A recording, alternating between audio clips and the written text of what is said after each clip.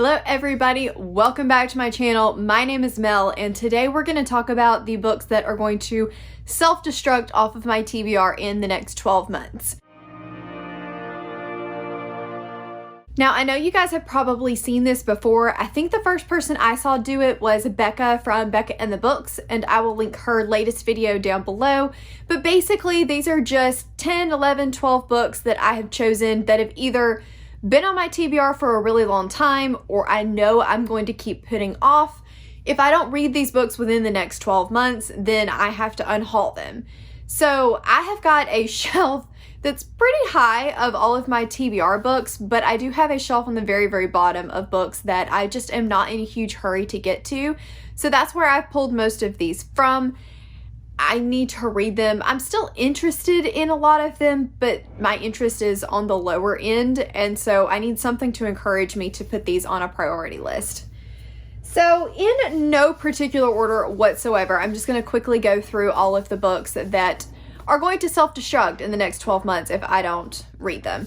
The first one is Malibu Rising by Taylor Jenkins Reid. This book, I know a lot of people will be surprised to see on here. I loved Evelyn Hugo. I didn't love Daisy Jones as much, and I didn't love her previous novels from before Evelyn Hugo quite as much. I did enjoy them, but Evelyn Hugo was just top tier.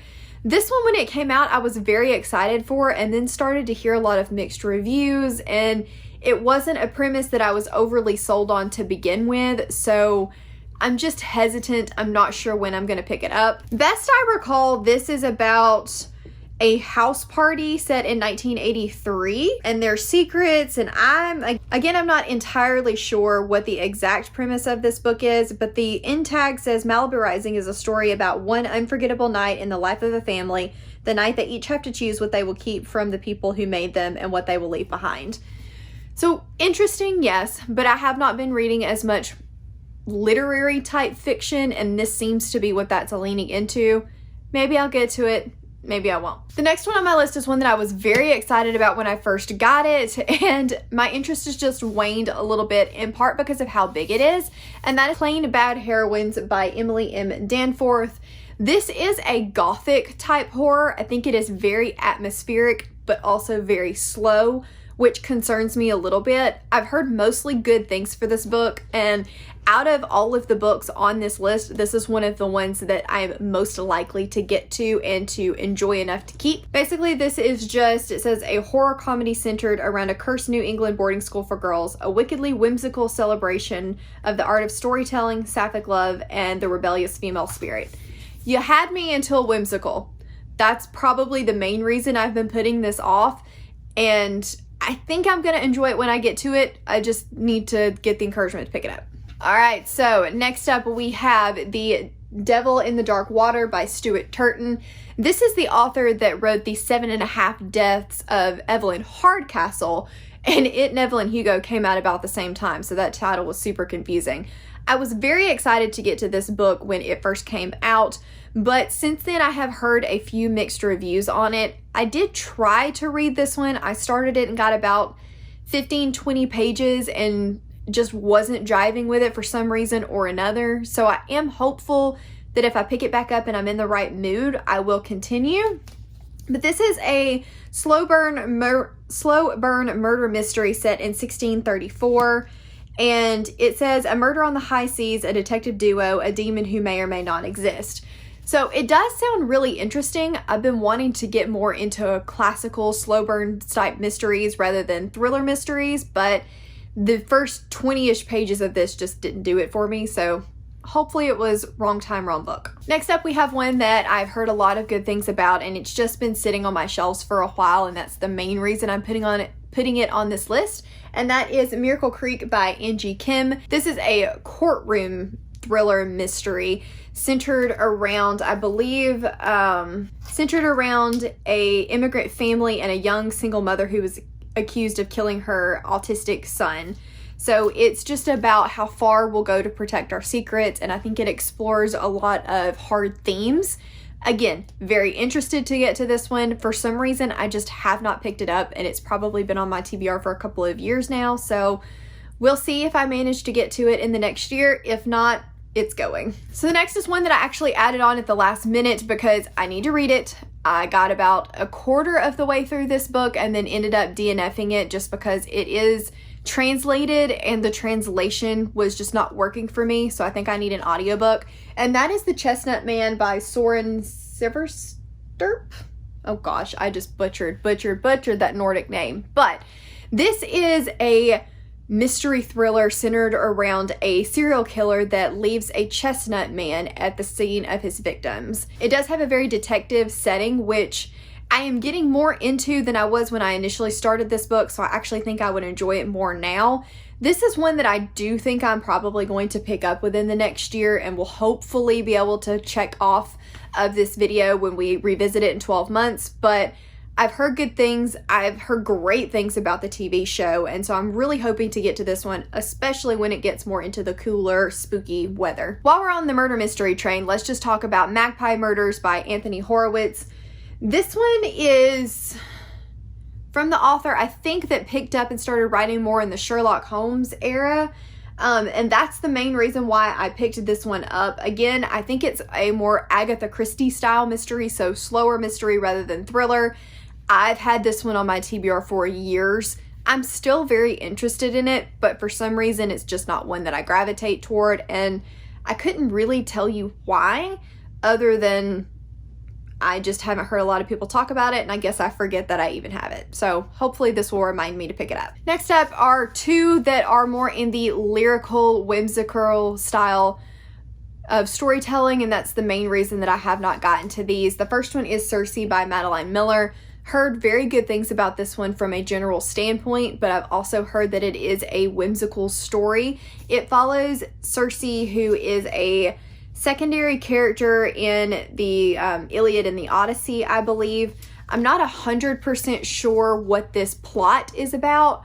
I was very, very interested in it when it came out, but the more I hear about whimsical storytelling, the more I gravitate away from it, which would be a selling point for a lot of people. So if I haven't gotten to it within the next year, realistically, I'm probably not going to. Next is another whimsical fantasy that I've heard so many mixed things about, and that is The Starless C by Erin Morgenstern. I absolutely love this cover, and in theory, this sounds like a book that I would very much enjoy, about a bookseller that finds a book written about himself in his store.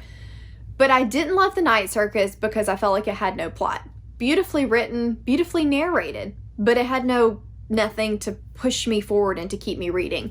And I've heard this one is even worse than The Night Circus about that. So if I'm not reading it for the vibes, which is not typically why I read books, I'm not sure that I'm ever going to pick this one up. And because there are so many people that have loved it and would want to read it, I will likely end up donating this one at the end of the 12 months. But who knows? Maybe I'll get to it and try it. Maybe I'll DNF it and get rid of it before the 12 months. Who knows? Okay, and I have 3 more. I know that, I think that puts 11. 1, 2, 3, 4, 5, 6, 7, 8, 9, 10. Yeah, that puts 11 books on this list. I meant to have 10, but like I said, Chestnut Man was a last minute addition. The next one I want to talk about is The Crown's Game by Evelyn Skye. This, I believe, is a more YA-leaning fantasy novel, which is probably one of the reasons that I haven't been in a huge hurry to pick it up. I've been reading a lot more adult fantasy recently.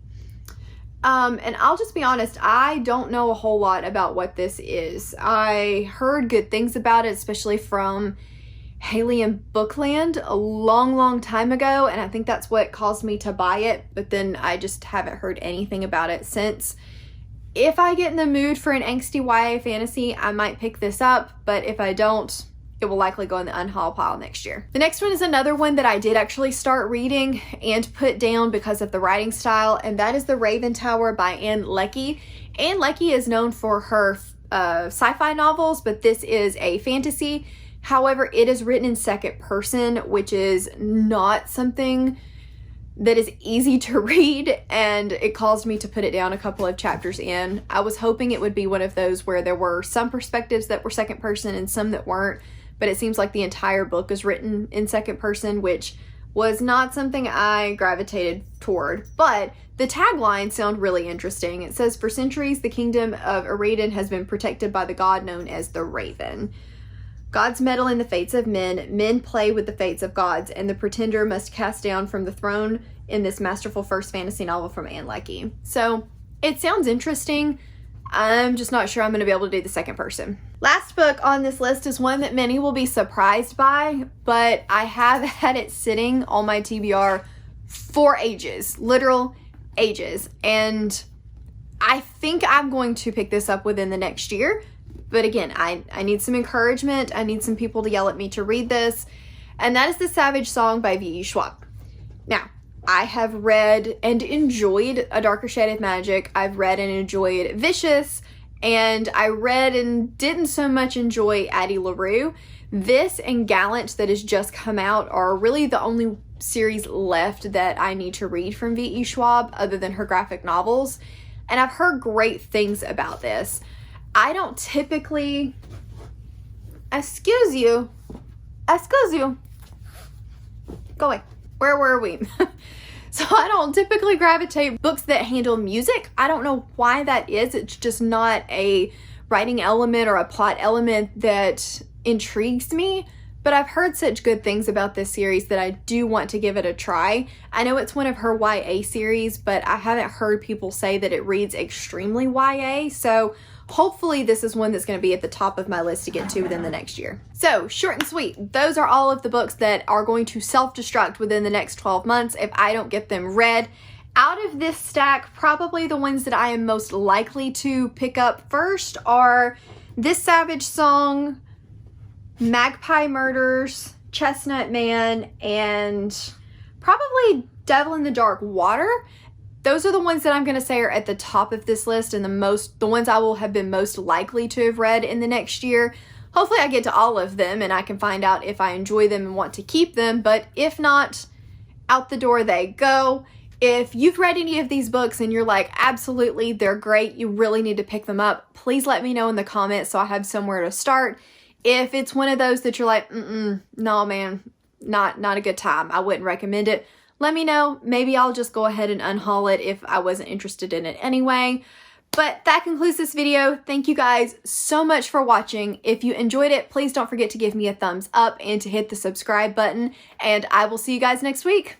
Bye.